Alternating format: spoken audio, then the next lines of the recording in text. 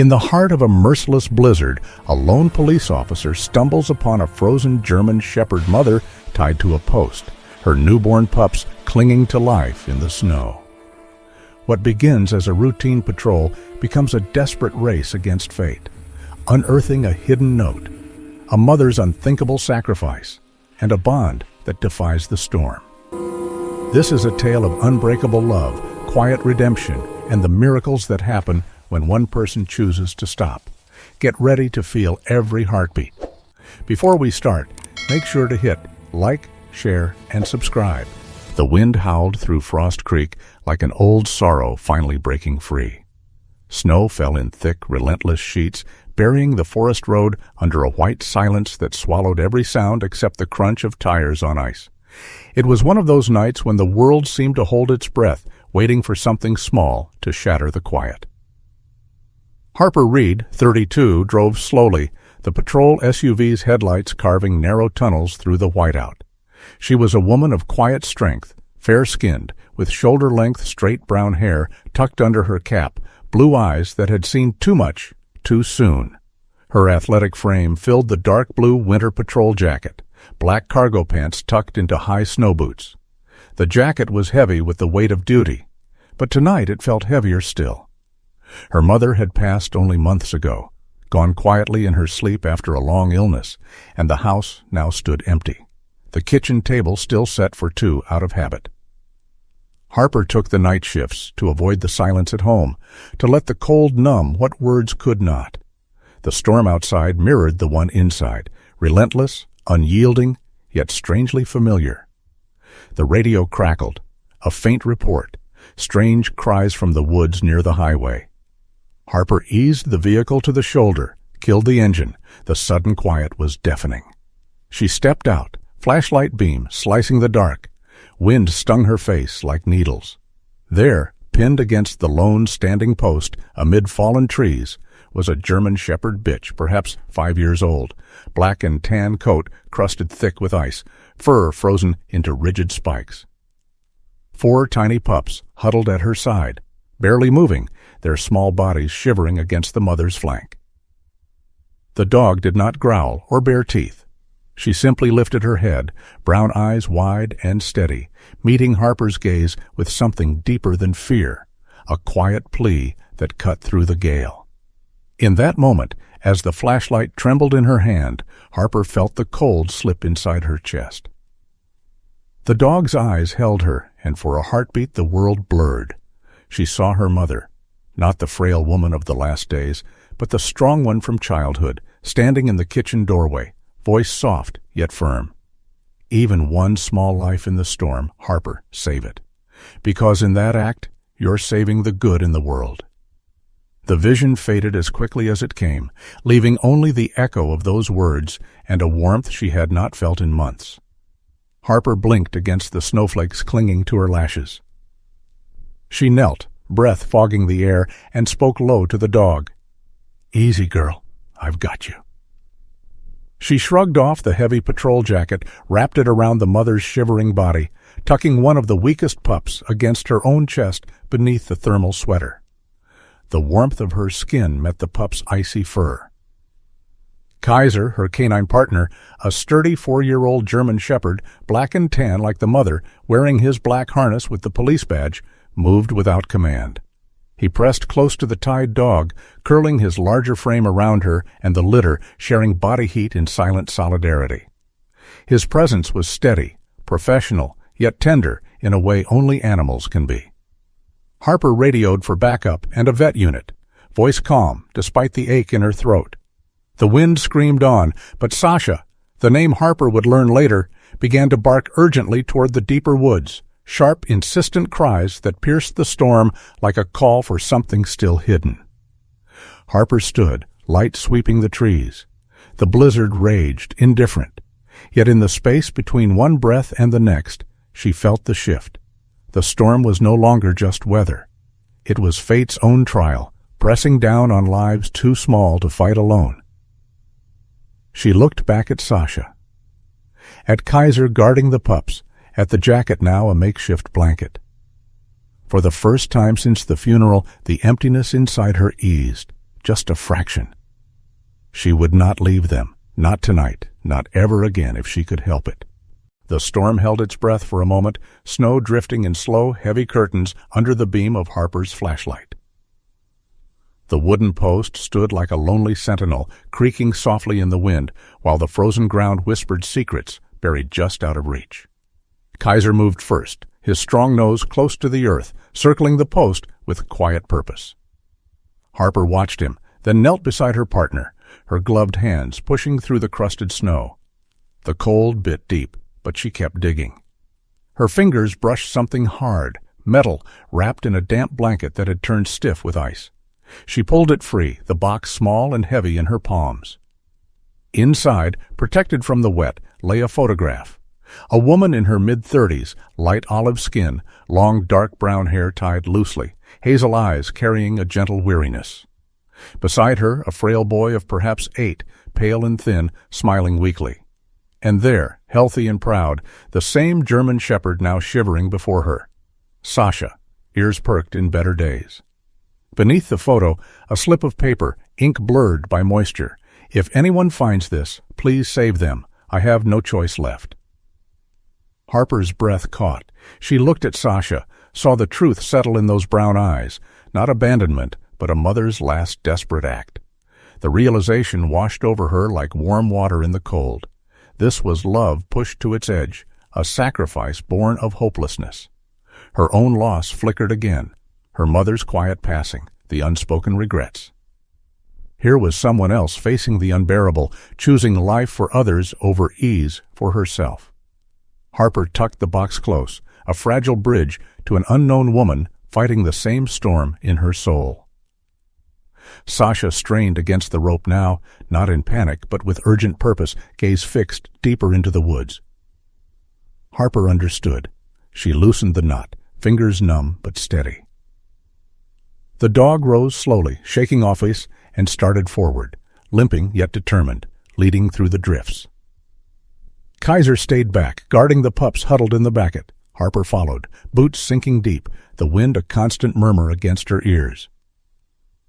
The trees closed in, branches heavy with snow, the world reduced to white silence, broken only by Sasha's labored breaths and the crunch of their steps. She felt the dog's resolve mirror something waking in her own heart, a quiet refusal to let the storm win. They came upon it suddenly, the overturned snowmobile, half buried, metal twisted like broken bone under the weight of snow. Beneath its shelter, the fourth pup, tiny, blue-tinged, chest rising in faint, stubborn breaths. Harper scooped it up, cradling the cold body against her own warmth, whispering to Sasha, "You fought so hard to keep them safe, didn't you?" The mother dog pressed close, nose nudging the pup, a soft whine escaping her throat. In that touch, Harper sensed the depth of it all, the fierce protection, the unspoken bond.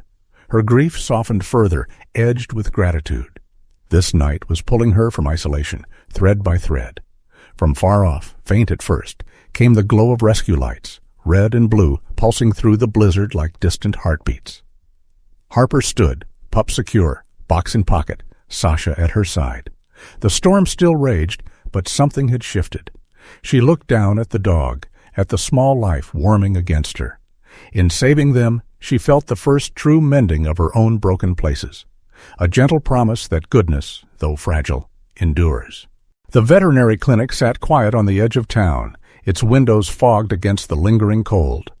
Inside, the air smelled of antiseptic and warm blankets, a soft counterpoint to the storm that had finally eased outside.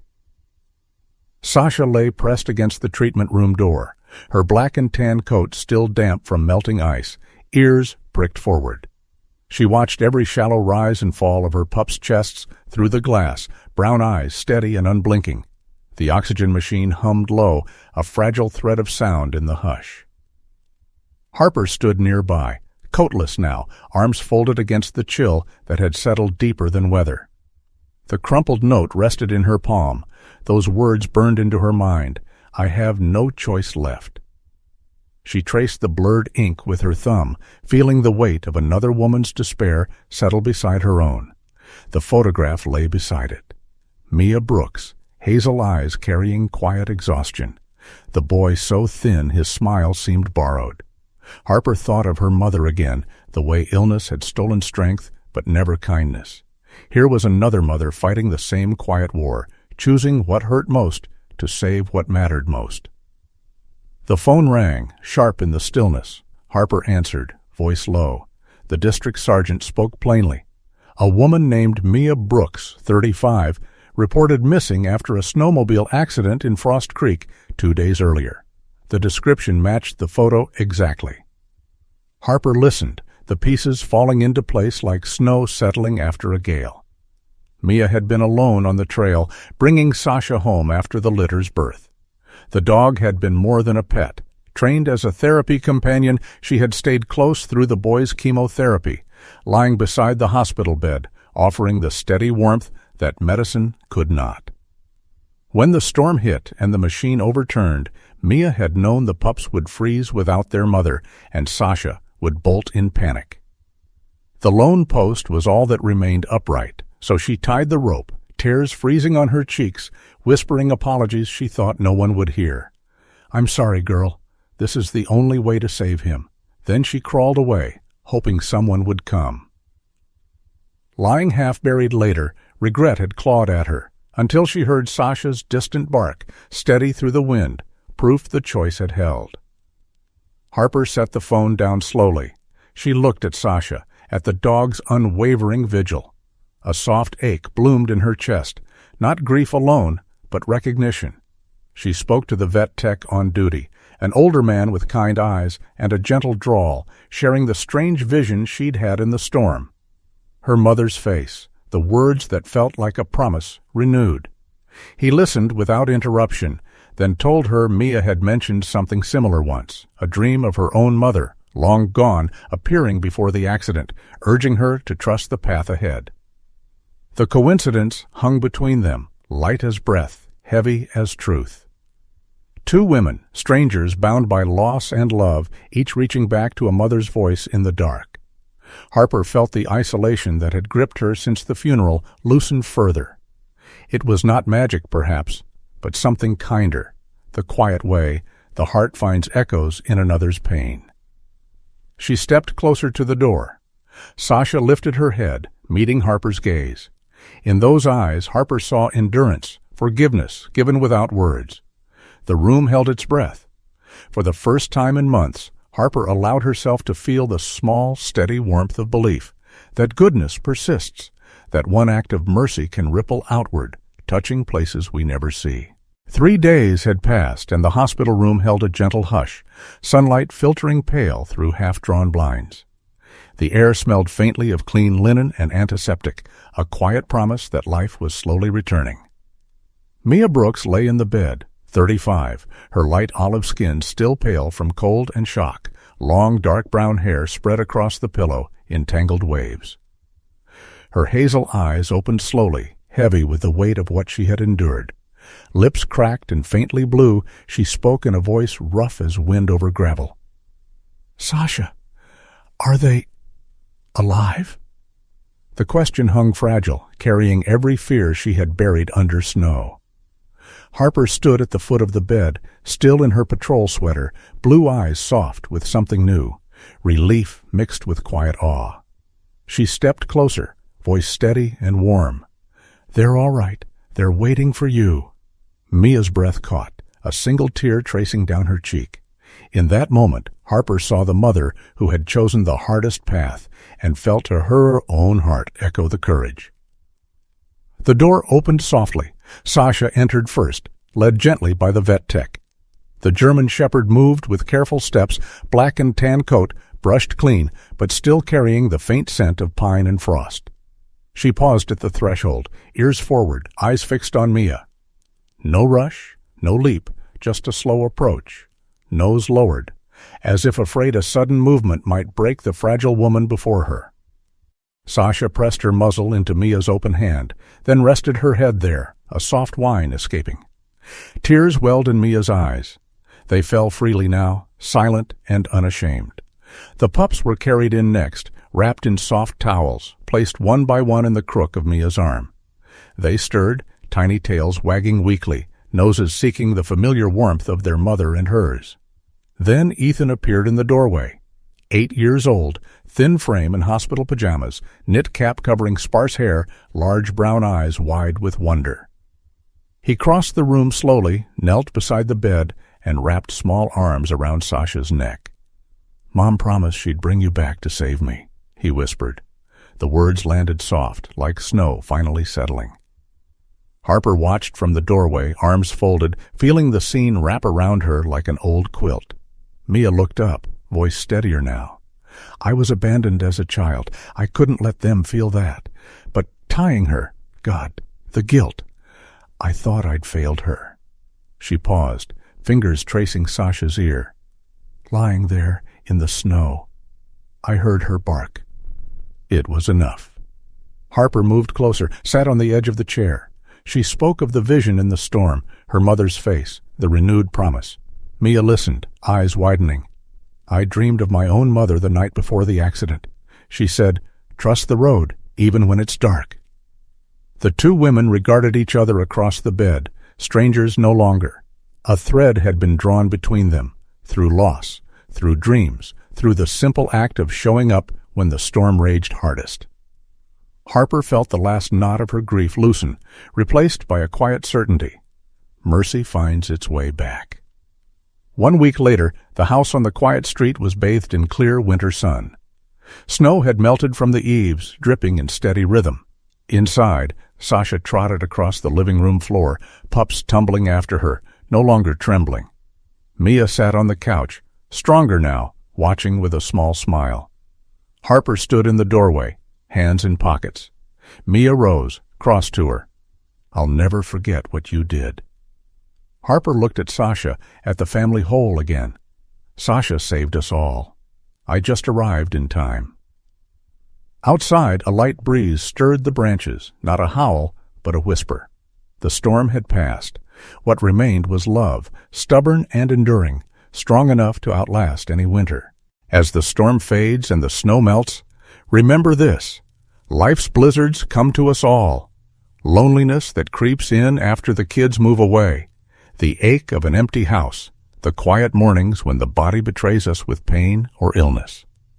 You may feel forgotten, like a mother dog tied in the cold, waiting for someone to notice, but you are never truly alone. Your story still matters.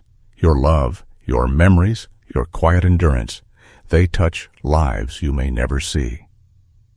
Reach out today. Call an old friend. Share a memory. Let someone hold your hand. You are worth saving, just as you once saved others. If this tale moved you, please like to spread the warmth. Share it with someone who needs hope. Comment below with a memory or prayer that lifts your heart. And subscribe so we can walk these roads together. May the Lord wrap you in His peace, ease your burdens, heal what hurts, and remind you every day, you are deeply loved.